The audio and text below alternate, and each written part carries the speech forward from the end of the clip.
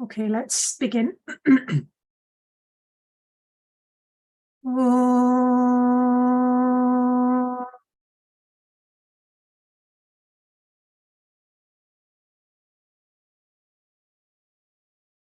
Om.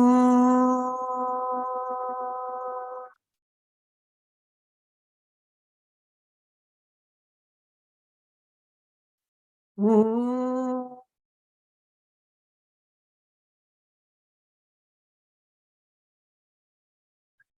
Sahana bhavato sahano bhunaktu sah viryam karavavahe tejasvinavaditamastu ma vitvishavahe.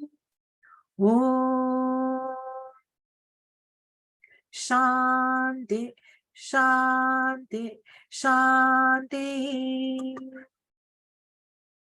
Om Sadashiva Samarambham Shankaracharya Madhyamam Asmadacharya Paryantam Vande Guru Paramparam.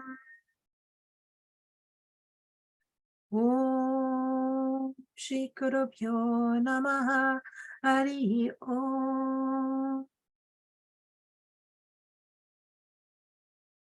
So welcome everyone to today's talk. So what we're going to be doing today is carrying on with Bhaja Govindam and number 3. So this is our third class. So we will start by chanting the first 2 verses which we have looked at, and then we'll carry on.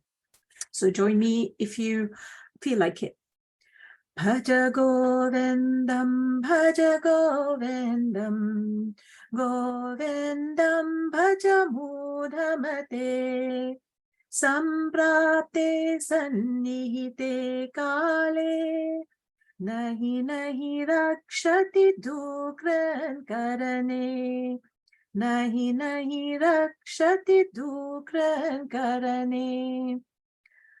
Mudhajahi dhanagama trishnam Guru sadbuddhi manasi vritrishnam Yallabhase nijakar mopatam Vitam dena vinodaya chitam Vitam dena vinodaya chitam Bhaja Govindam Bhaja Govindam Govindam Bhaja Mudhamate Govindam Bhaja Mudhamate. Okay, so after every verse we chant the first 2 lines of the first verse all the time. So we're discovering this beautiful text, Bhaja Govindam, which presents to us some of the facts of life, some of the things that maybe we don't want to hear, we don't want to know, but we kind of know somehow, but some of the real truths of life. And so out of compassion, Shri Adi Shankaracharya Ji, he also gives us some instructions to all of us, irrespective of our cultures, to help us lead a fulfilling life. And also he sets the right expectations. So really he tells it as it is. So the instructions that are given to us in Bhaja Govindam take a very long-term approach. So it's not just about tomorrow, but it's about this life. And also it's about beyond this life as well. And so and this is the subject matter. So the subject matter is about how to about living a fulfilling life, and it's also about this knowledge of reality.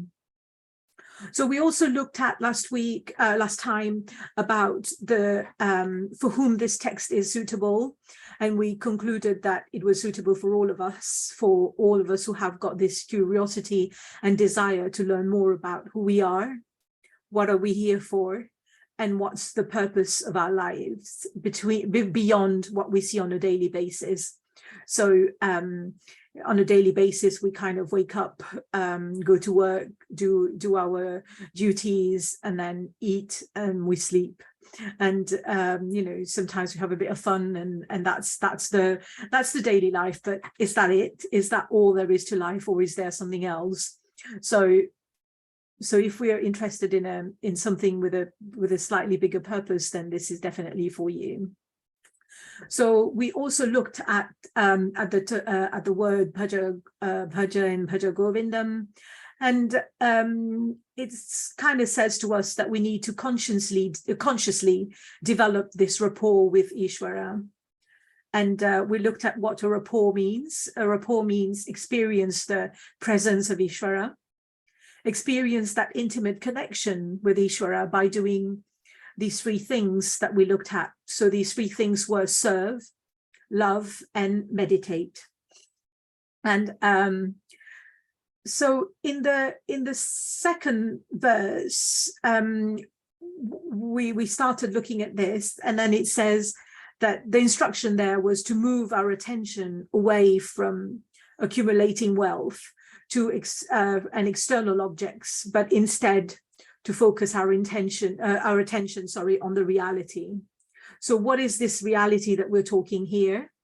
It is the reality that never changes. It's something that never changes. It's there forever. And everything else other than the reality is something that changes. It doesn't mean that other things are not real, but we are using the word reality here for something that is eternal, that is something that's always there. Whereas other things that's not the reality is subject to change every time. So,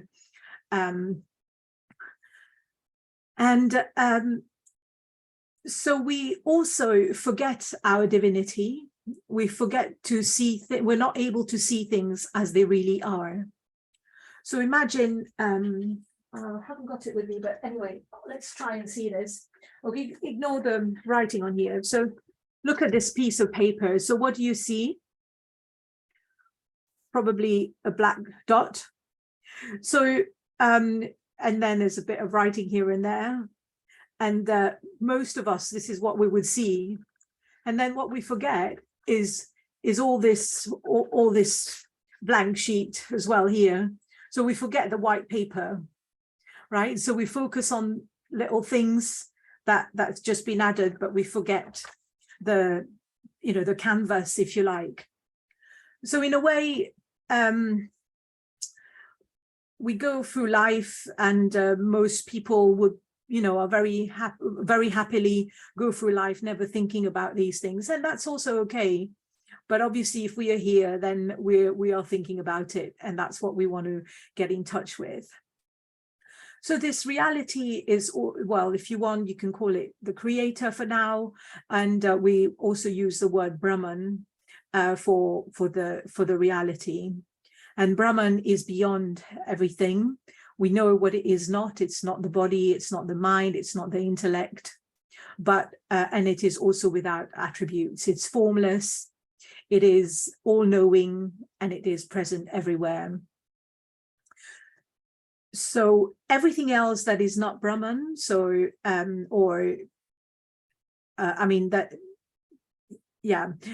let's take it as that for now. Everything else changes and is temporary and does not have an independent reality. So we'll come back to these points later as we progress.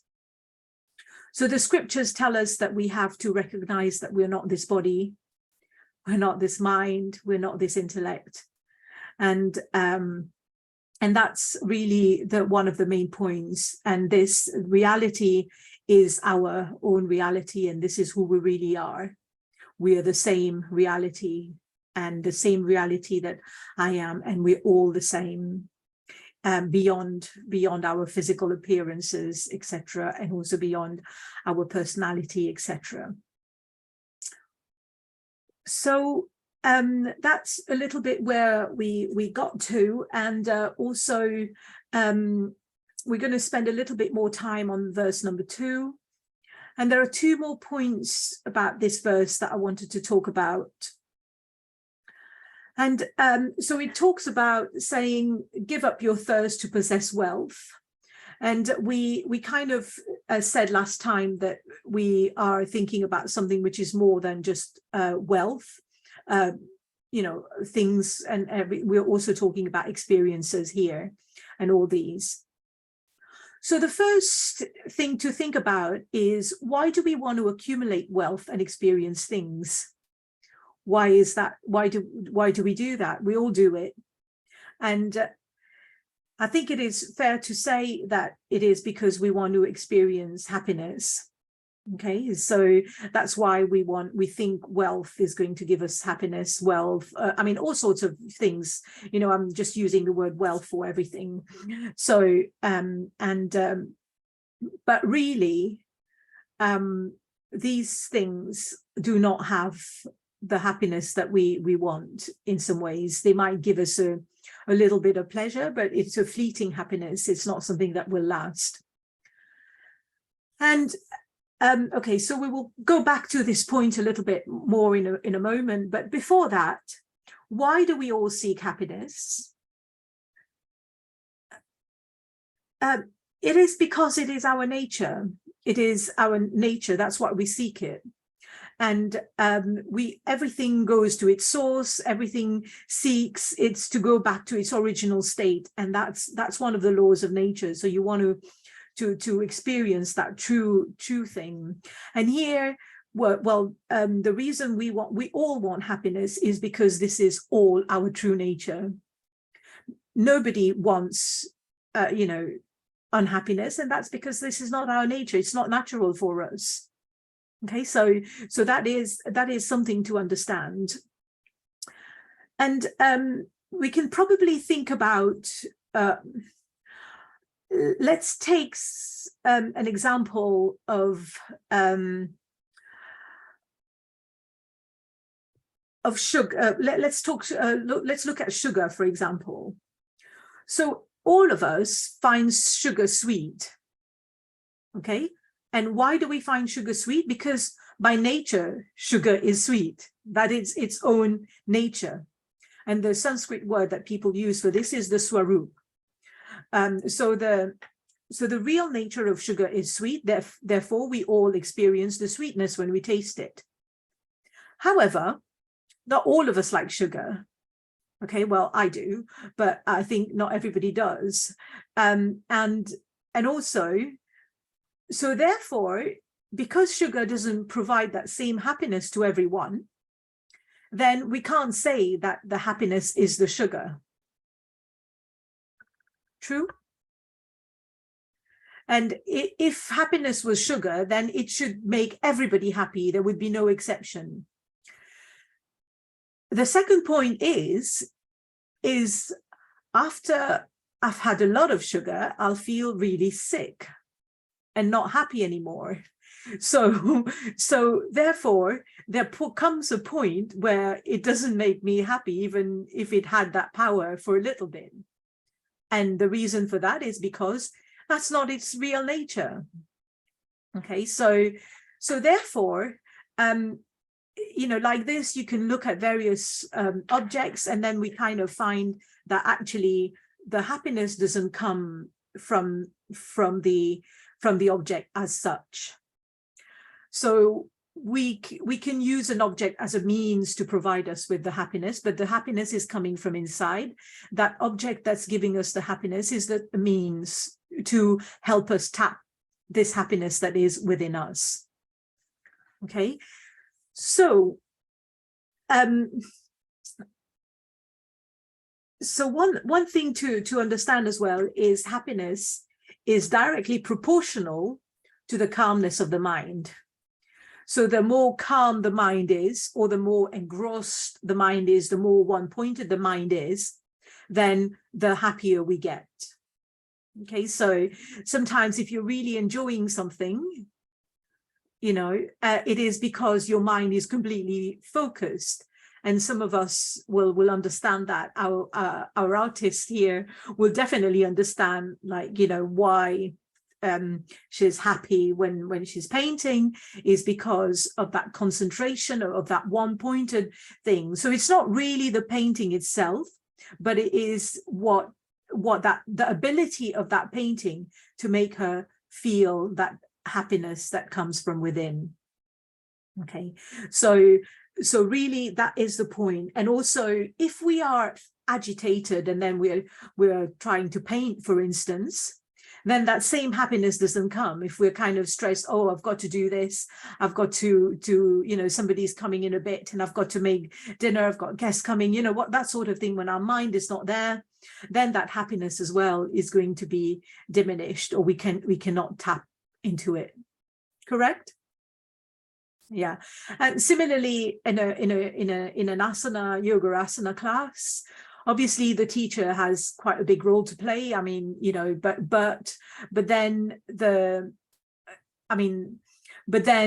it is as much the responsibility of the participant, because if the participant is thinking, is thinking about their day, what has happened, and it's still not able to switch off about what's going on in from work, who has wronged them, then their mind is not available to for that. Then however good a teacher is, however that is, that's not going to work, right? I mean, you still get the benefit, don't get me wrong, but I mean, you're not going to get that same happiness or that same sense of peace and from what we all get from a yoga class, for instance.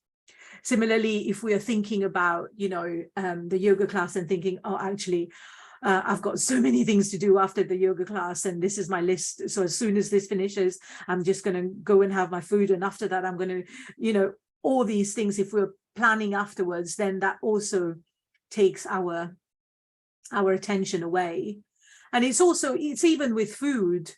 When we're eating our food and we're concentrating and we are, when we're calm eating our food, then that has got a different impact on us than if we are watching TV or talking at the same time or having a conversation. So it's completely different, because the mind is a little bit elsewhere. So therefore we're not able to enjoy the food, because we're not able to to focus on that thing, and then therefore experience our own happiness. So therefore, this is something that you can make a little note for you to think about, whether you are convinced about this point that the happiness comes from within, or do you still sometimes think that actually no, it comes from objects or from various things. So I'm not saying that experiences can't make us happy, but where does the happiness come from? What is that source of the happiness? So have a little think. When you've got your thinking hat on, it's quite nice. And also, with these talks, it's nice to sort of, think about them as you go on as well, and make that knowledge your own in the sense of how you perceive it. I mean, it's not, and as I've always said before, it's not something that I want you to believe, but I want you to question. I want you to find the answer yourself. I mean, I'm telling you what the scriptures are saying, but then, whether this satisfies your intellect or not. Your intellect might reject this, and this is fine. And, if that's the case, then it's good to sort of see clarification or express your doubts as well. So thinking about these things is also very, very important part of our practice. So the second point that I wanted to raise from this verse is this point about being content with what we have. And so here it says, the direct translation means, with whatever you get as a reward from your past, entertain your mind or be content. So again, we have to be content with what we have, what we acquire through our dharmic actions, so our actions which are righteous, where we're not harming anyone. We talked about nature. And also at another level, it means that whatever we have in this life is a result of our past actions, and we should be happy with that. So this is another point that we need to reflect on and see whether this makes sense to us. Are we happy that whatever happens to us now, our situation, what we cannot change, like where we've been born, this has already happened, who our parents are, what is some of our, of our thoughts that we get, some of our, things about us. Are we convinced that that this is all a result of past actions? So what the Shastra says, or what the scriptures say, is that this is absolutely a result of our past actions, and there is no randomness in our current situation. And well, the word random or serendipity or coincidence, what people use, it just means that we don't know the cause. Doesn't mean that there isn't a cause, there isn't a logic, but this is not known to us. So in this life, we everything that happens is as a result of our past actions, and these results that are ready for us to experience in this life is what this life is about. And also the people who are in our lives, the people who give us joy, who give us grief, who give us pain, or all this is as it should be as a result of our of what has happened. I mean, remember that, we've discussed this before. I'm not saying that we can't act now, but when things have happened, why they have happened is, is because that is a result of our past actions. And so it's something that we need to think about. So we'll keep on talking about this point we have before as well. And also, when you think about it, there's a combination in our lives of things that can cause pleasure and pain, and things that we find is pleasurable and we enjoy, we like it. And then there are also things in our life that cause us pain.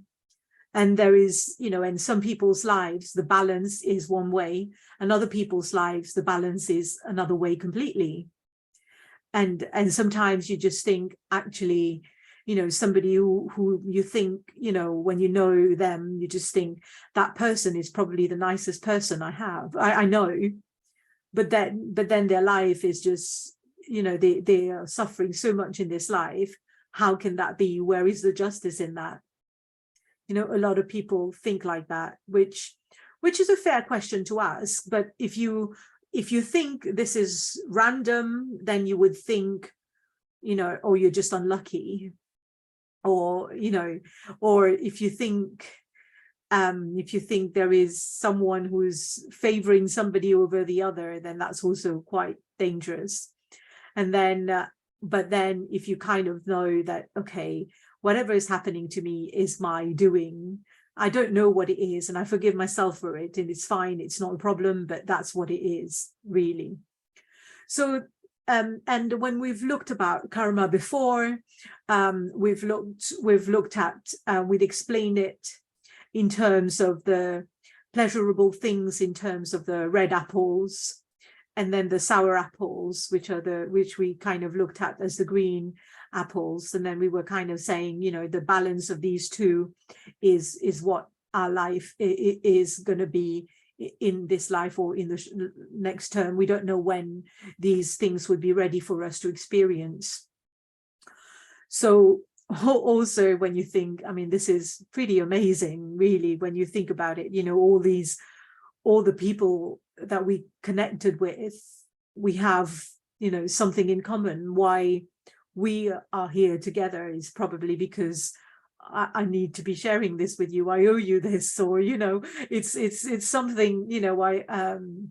So everything that happens is really, there is something, and why the people who come into your lives do come into your lives, and how it all works with that kind of precision is pretty mind-boggling. And which is also why a lot of people reject that.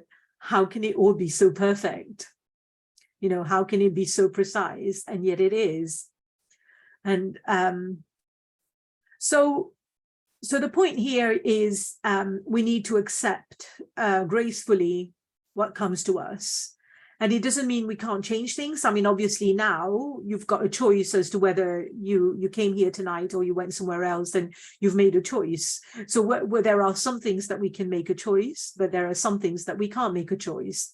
And I mean, and even I mean, to think about it, you know, we can talk all night, but I will stop after this example to think about why you're here rather than all the other things that you could have been doing is because of some imprints in your mind. It's because of something that's telling you, okay, this is probably beneficial for me, this is of interest for me, this is something that I ought to be there for, you know. So there is something that is telling you that, and then your intellect, if you like, then kind of say, okay, the thought just comes, right? So the thought comes from your storehouse of all things that you've got in your memory that's stored there. And then the thought comes, and we don't have any control over what that thought is. But once the thought comes, then we have a choice. Then we can say, okay, I'm going to go to this tonight, or actually sod this, I can't be bothered, you know, or you know, so that we have got a choice. So that's something to really understand, that, you know, I'm not saying that we don't have a choice, we have, but with some things we really don't have a choice, you know. So sometimes when some thoughts come in your mind, you just don't have a choice, right? What you dream of is also something you don't choose, right? So we don't decide what we're going to dream, and there's a lot of things like that we don't decide, and we just, you know, and we just need to accept that's what it is. Okay, so this is about, you know, this idea of in the verse where it's saying, whatever comes to you, whatever reward you get, entertain your mind and be content with that, and do not, you know, there's no point wishing that, you know, things were different, you were born somewhere else, you had a different kind of body or whatever. I mean, it's not going to happen. It is what it is now, and the sooner we gracefully accept this, then, you know, it liberates our mind, it frees our mind, so that we can actually think of something else rather than think about something we really can't do anything about. So this idea of possessing the thirst to possess wealth, etc., it's a desire. And then what it's kind of saying here is that once our mind is devoid of these desires, then it is available to think about the reality. So, you know, when our mind is full of too many things, other things, too many desires, I'm not saying don't have a desire, because if we don't have a desire, then we won't do anything. But you know, about too many things that we don't need in our lives, then there is really no space for us to think about the reality, the divinity that we are. And so this binding nature of wealth, and again, I think I made this point last time, but I do want to emphasize it, is that wealth itself is not a problem. So the wealth becomes a problem when it becomes binding. So when we are too attached to it, and then it kind of makes us forget our divine nature of who we are, etc. And so in many places in the scriptures, there is talk about the nature of wealth and how it is binding. So I'm going to give you a couple of examples. So in one of the Upanishad, which is one of the scriptures, so this is a little bit of a story. Are we up for a story? Yeah, okay. So there was this boy, so it's the Katha Upanishad, so don't worry if you can't remember it. So these Upanishads are kind of dialogue sometimes, or they tell stories, but their purpose really is to make us realize, is to make us understand the reality and this who we are, and understand these existential questions. So in Katha Upanishad, there is this boy, this very young boy, about 7, I think, called Nachikeet. And so he had this, he really wanted to, I mean, he was very advanced for his age. So we're not talking about playing advanced computer games here, but he was sort of, spiritually quite advanced. So his father was doing a was doing a prayer to obtain things. So in the scriptures, there are very precise instructions about things that you can do to gain a result. Okay, so there are things about, people who want a child, what they need to do to get a child, or people who want wealth, how they can get wealth, and it's really, really precise. And there is, if it's done very properly, a lot of people get the results that is actually promised. But a lot of people nowadays, they don't do it in the way that is actually prescribed. People want a shortcut way of doing things, and that doesn't work so well. So what Nachikeet's father was doing is he wanted to go to heaven. And therefore, he was doing this prayer to go to heaven. And as part of that, he had to give cows to people who were present, to priests and other people. So he had to to donate cows. So then what he was doing is he was donating the cows that were actually too old and just on their last leg. So, so then Nachikeet got really worried, and he was like, well, this is not proper. I mean, if you're giving, you need to give something that's good, something that's nice, right? So this is the same for us. If we want to give something to a present to somebody, we don't kind of eat half of it and then give a bit, or we don't give them the bits that's the worst of it, or so it's similar principle, but that's what he was doing. So Nachikeet was really, really worried. And then he said, well, he was worried that actually his father would not go to heaven because he's not doing the, as prescribed. So then he started asking his father, and he said, oh, but, well, he started saying, like, who would you give me to? And then his father was just so annoyed with him. And then his father said, oh, I'll give you to the Lord of Death.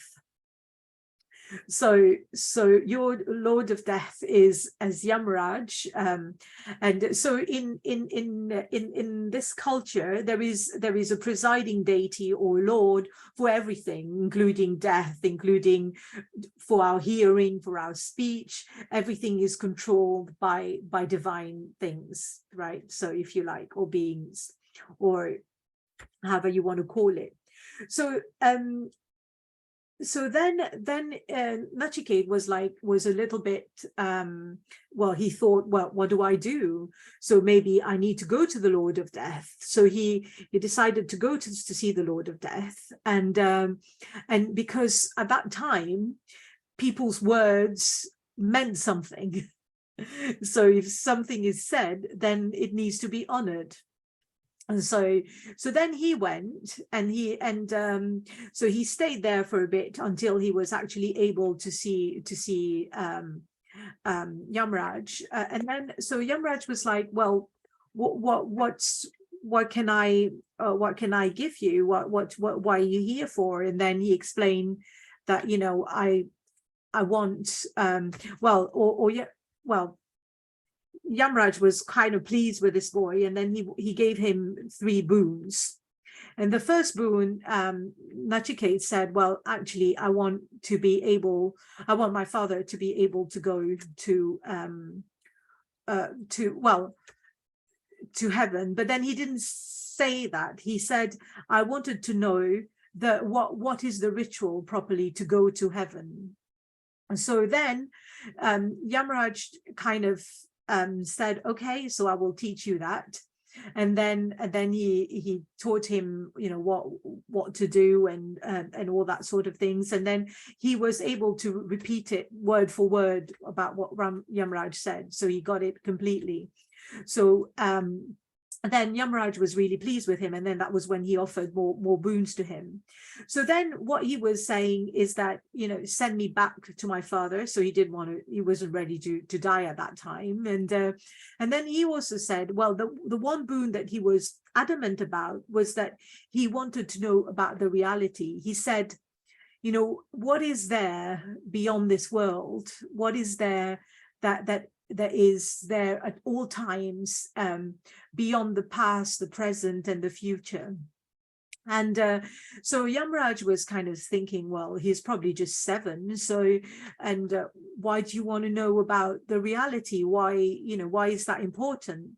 So then Yamraj kind of said, well, you know, I can promise you everything that you know, I can give you all the pleasures that nobody has ever experienced. You know, you can go and live for a really, really long time. And he was like, no, I don't want any of these. He was like, I can, you know, there are some things that are not in this world that I can actually give you. I can give you things to make you happy for your lives, and to make your sons' lives happy, and your sons' lives, everyone always really happy. And he was like, no, all these happiness eventually will go. So I want that real happiness. And that's what he wanted. And so even he kind of knew that, you know, everything that was worldly could come to an end eventually. And he wasn't interested in any of these. He was just interested in that self-knowledge, in about how to really, you know, get this liberation, if you like. And so yeah, I mean, even though he was being tempted by, you know, Yamraj was tempting him with all sorts of things, all sorts of amazing things, he was just like, no, I don't want it. So and then another example is in another Upanishad called Ishavasya Upanishad, and it also says the same thing. It says that you know, everything should be covered by the reality, and also well, it says one should not covet anybody's wealth, and one should not sort of want and take anybody's wealth, and the wealth, and the verse, the aim of the verse is to kind of urge us to give up greed for wealth and also external experiences. And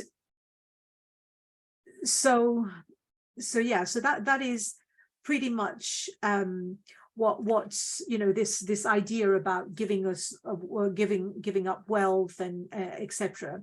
So in this verse that I was referring to in Ishavasya Upanishad, so when Adi Shankaracharya ji was giving the commentary of this Upanishad, he says that there are 3 types of attachment that we have. So the first one is wealth here that we've seen, this one, and then the second one is for the world.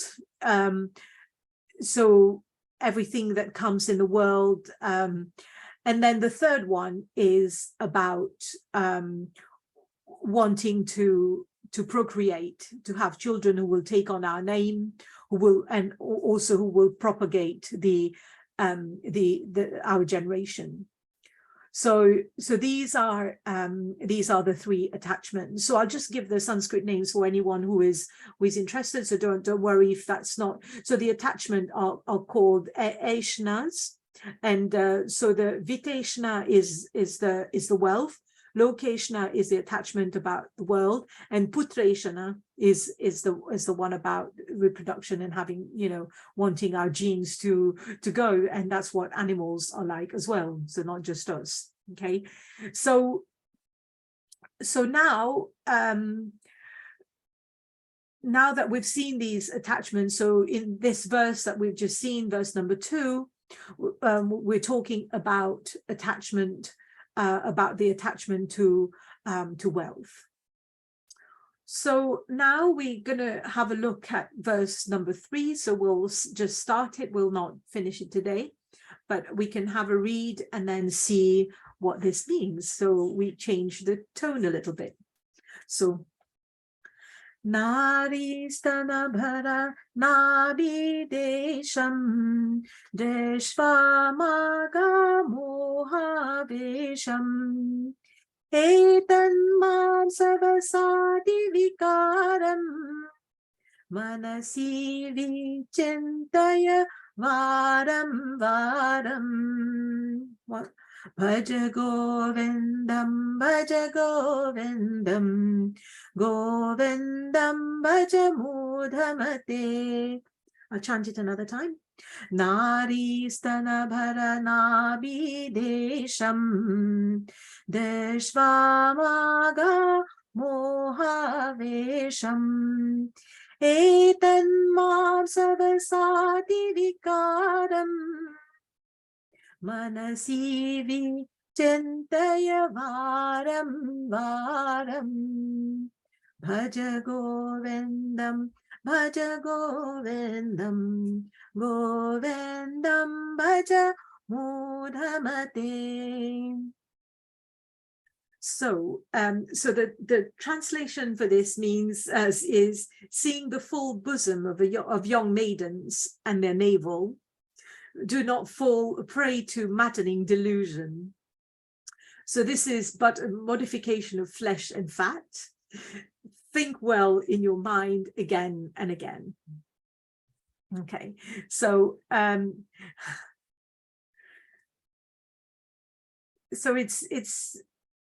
it's interesting to see this, and also to kind of take it in a bit in context. So this one goes then to the other to the other attachments that we talked about just earlier on. So here the first thing to say is that here the verse talk about women and their bosom and their navel, but this is applicable to both sexes, right? So this is what it's not meant to be understood in today's context. So this is just a fact. It's not about today. I think some people who might look at this and that's like, oh, this is objectification of women. That's not the purpose of this. The purpose of this is just to actually make us understand what the body is, tell us the nature of the body. Okay, so what this body is it is made up of the 5 elements. Okay, so we know that. And also this body is not me, we know that as well. And so I just wanted to sort of talk a bit about, I mean, I'm not going to go word by word, but I wanted to talk about this idea of modification of flesh and fat. So what that means here, just so we get an idea. So this is the word mamsa, mamsa, and then vasadi. So and then vikaram. So in Ayurveda, so are we all okay with Ayurveda? Yeah. Okay. So there is a different classification of the human body, and there are 7 constituents, and they are sometimes called the saptadhatu. There are elements in there. I mean, it's similar to the Western version, but then it explains it a little bit different. So it kind of says that food gets converted into lymph fluids, which then makes the way into their blood, and then it kind of produces muscles. So mamsa is muscles, and then the other dhatu is fat, bone, and then bone marrow, and then and that kind of then go on to be reproductive fluid or semen whatever. So this is kind of like how it is explained in Ayurveda. So this is why, there is this idea of modification of flesh and fat, and everything coming from food, really, and that's why we eat, because all these things happen in the body. So really the message here is to kind of recognize the body for what it is. Okay, so it is made of things that will decay, and it will, that's by nature what it is. And the Sanskrit word as well for is sharira, which come from another Sanskrit root, which actually means decay, right? So that's what our body is. And so if we think that we're going to preserve it with anti-wrinkle or anything else or whatever, we can try whatever we want, but none of it is going to work eventually. It might make a little bit of, so I might get my hair colored at some point, but then it doesn't mean that it will stop the aging process, right? So there we go. So so it really is to understand the body for what it is. And here the other thing to sort of look is, well, the message is for both sexes. It's kind of saying, do not look at this as if it's something that's going to give you eternal happiness. Do just see it for what it is. This is a modification of matter, really, and that's what it is. There's no problem with it. It's not kind of even saying one shouldn't be attracted, or or it's not saying, it's not putting any value judgment, but it's just saying, this is what it is. So attraction to opposite sexes is very natural, and there's no problem with that at all. That's not what this is about. But what it is saying is that for a spiritual seeker, this is a distraction. So the mind is going away from the reality, which is what the spiritual seeker should be thinking of. Okay, so this is the spirit in which this should be understood. So as we know, I mean, I think we've all been in that situation where, you've been attracted, and then you know how consuming this is. That's all you can think about. And then, there's really, obsession. There's no space to think about anything else, eating or anything like that, let alone Brahman or reality. So this is really what the message is about. So now, what is important to understand is, what is the difference between an animal and a human being? Okay, so I know some of you might say, oh, well, I prefer animals to human beings, maybe, but or whatever. But the difference that I want to talk about here is the ability to control instincts. So animals also have instincts. We also, as human beings, we are made to be attracted to others, and but these instincts come. But with a trained mind, human beings are able to make choices, whereas animals are not able to make choices. They might, a bit, but not really. They haven't got that. Their intellect is not as developed as ours to be able to make these choices. But then, we also know of humans who can't make these choices, who just go by instincts as well. Then, that's when we use the term animalistic behavior, or something like that. So that's what it is. So this ability to control instincts is something really important, and that's what we're going to be talking about next time. And also, I think I've talked to you about this before as well, but we're going to talk about something which is called Pratipaksha Bhavna, which is how to change a thought, how a thought arises and what we do about it.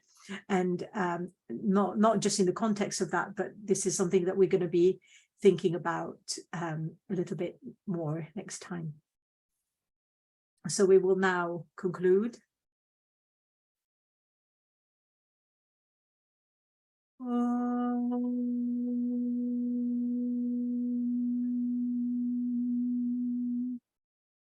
Purnamada Purnamidam Purnat Purnamudachyate Purnasya Purnamadaya Purnameva Vashishyate.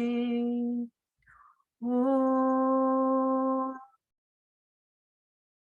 Shanti Shanti Shanti.